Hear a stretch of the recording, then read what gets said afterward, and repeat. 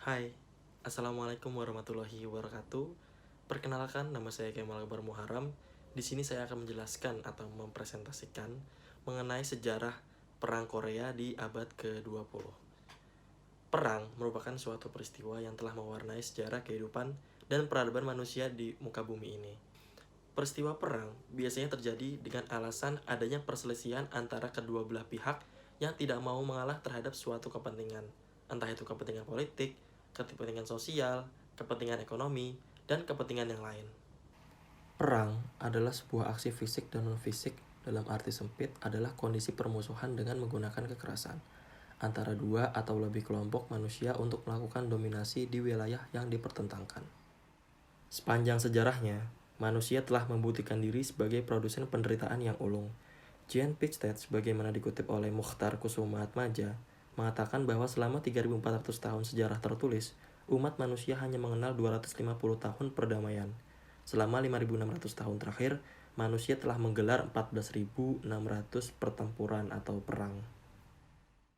Hal ini menunjukkan bahwa konflik bersenjata atau perang telah ada dan terjadi sejak ribuan tahun yang lalu, meskipun berbeda situasi dan derajatnya dengan konflik bersenjata pada masa kini. Dari belasan ribu kasus peristiwa perang yang telah terjadi sepanjang sejarah umat manusia, terdapat satu peristiwa perang yang banyak memakan korban jiwa dan sangat diingat sebagai sejarah kelam umat manusia. Perang tersebut adalah Perang Korea yang terjadi pada abad ke-20.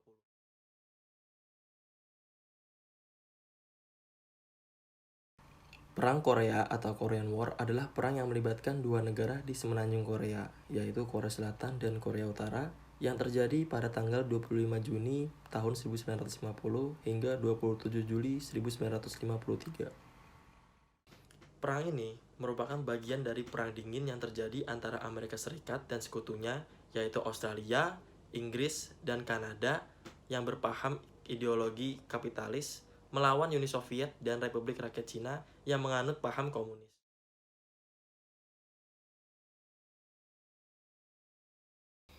Ketika Jepang kalah pada Perang Dunia Kedua, Uni Soviet dan Amerika Serikat langsung menduduki semenanjung Korea untuk melucuti kekuatan tentara Jepang. Uni Soviet datang di Korea Utara pada tanggal 12 Agustus tahun 1945, disusul oleh Amerika Serikat yang datang di Korea Selatan pada bulan September tahun 1945. Dominasi yang dilakukan oleh kedua negara di semenanjung Korea itu akhirnya melahirkan dua negara baru. Pada tanggal 1 Mei 1948, Uni Soviet membentuk Korea Utara menjadi sebuah negara bernama Republik Demokratik Rakyat Korea atau DPRK yang dipimpin oleh Kim Il-sung. Setelah itu, Amerika Serikat pada tanggal 15 Agustus 1948 mendirikan sebuah negara di Korea Selatan bernama Republik Korea Selatan yang dipimpin oleh Dr. Syngman Rhee. Seiring berjalannya waktu, dua negara ini tumbuh dan berkembang dengan prinsip dan ideologi yang berbeda. Korea Selatan menganut paham ideologi demokrasi dengan sistem perekonomian bebas terbuka yang sama seperti Amerika Serikat, sedangkan Korea Utara menganut paham ideologi komunis dan sistem perekonomian tertutup sama seperti sekutunya yaitu Uni Soviet.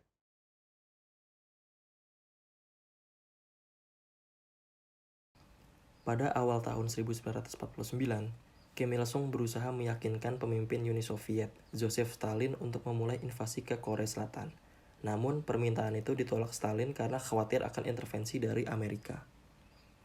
Selain itu, Stalin berpendapat bahwa tentara Korea pada saat itu belum terlatih dan belum memiliki perlengkapan perang yang memadai. Tetapi atas desakan dari Kim Il-sung, Uni Soviet akhirnya menyetujui untuk membantu pelatihan tentara Korea Utara. Hingga pada tahun 1950, pasukan tentara Korea Utara telah matang dan siap bertempur dibandingkan dengan tentara Korea Selatan.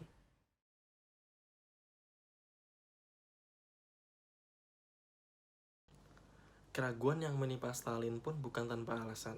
Sebelum tahun 1950, Cina masih tenggelam dalam perang saudara antara kaum nasionalis dan komunis. Begitu juga dengan pasukan Amerika Serikat yang masih berada di Korea Selatan. Selain itu, ilmuwan Uni Soviet masih belum berhasil mengembangkan bom nuklir seperti yang dimiliki oleh Amerika Serikat. Hingga akhirnya, setelah Amerika Serikat meninggalkan Korea Selatan pada awal tahun 1950, Stalin memberikan lampu hijau kepada Kim Il-sung untuk melakukan invasi ke Korea Selatan pada bulan April tahun 1950.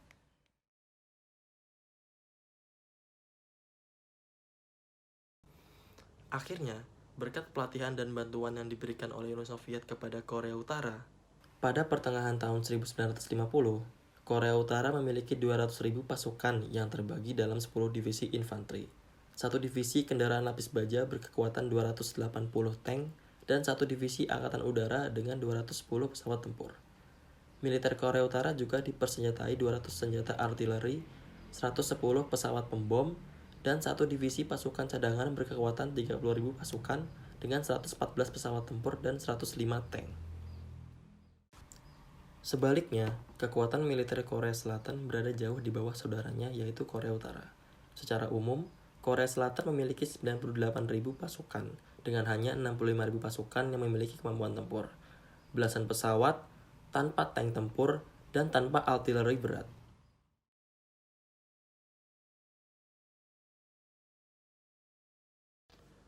Korea Utara akhirnya memulai invasinya terhadap Korea Selatan. Pada tanggal 25 Juni tahun 1950, sebanyak 75.000 pasukan Korea Utara menyeberangi garis lintang 38 derajat yang merupakan perbatasan antara kedua negara tersebut. Serangan tersebut terjadi secara cepat dengan meniru strategi yang dimiliki oleh Nazi Jerman, yaitu strategi Blitzkrieg. Hingga dalam waktu 3 hari, pasukan Korea Utara berhasil merebut ibu kota Korea Selatan, yaitu Seoul, dengan mengandalkan divisi lapis baja dan serangan udara. Sampai pada hari kelima, kekuatan Korea Selatan menyusut dengan drastis hingga hanya tersisa 22.000 pasukan tempur. Kendati Amerika Serikat mulai memindahkan pasukannya dari Jepang ke Korea Selatan, hingga awal September tahun 1950, pasukan Korea Utara berhasil menguasai hampir 90% wilayah Korea Selatan, kecuali garis pertahanan di sekitar kota Busan.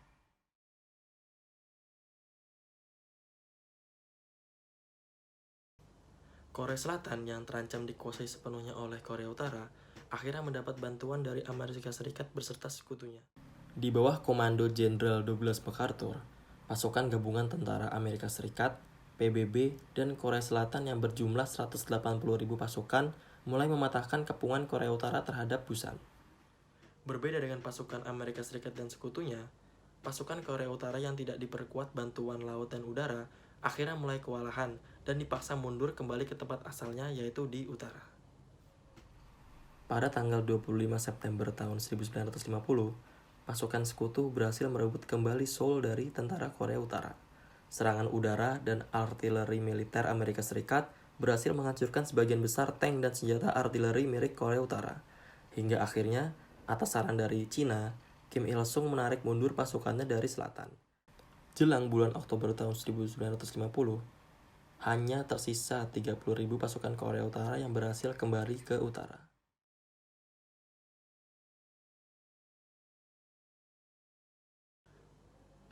Pada bulan November tahun 1950, pasukan Amerika Serikat beserta sekutunya berhasil merebut hampir seluruh wilayah Korea Utara, bahkan sampai ke perbatasan antara Korea Utara dengan Cina.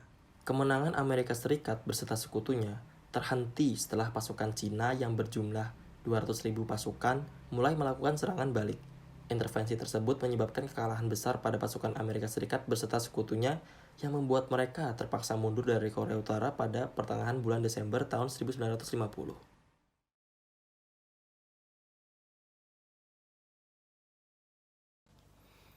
Hingga pada bulan Juli tahun 1951, pasukan Cina dan Korea Utara beserta Amerika Serikat dan sekutunya masih bertempur sengit di sepanjang perbatasan garis lintang 38 derajat.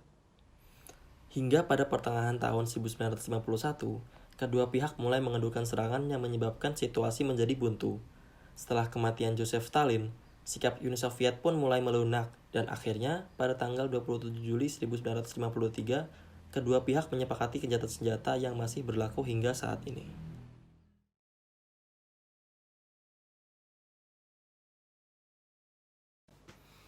Pada akhir Perang Korea, Amerika Serikat melaporkan sebanyak 33.000 pasukannya tewas dalam pertempuran. Sementara itu, Korea Selatan melaporkan 373.000 warga sipil dan 137.000 pasukannya menjadi korban.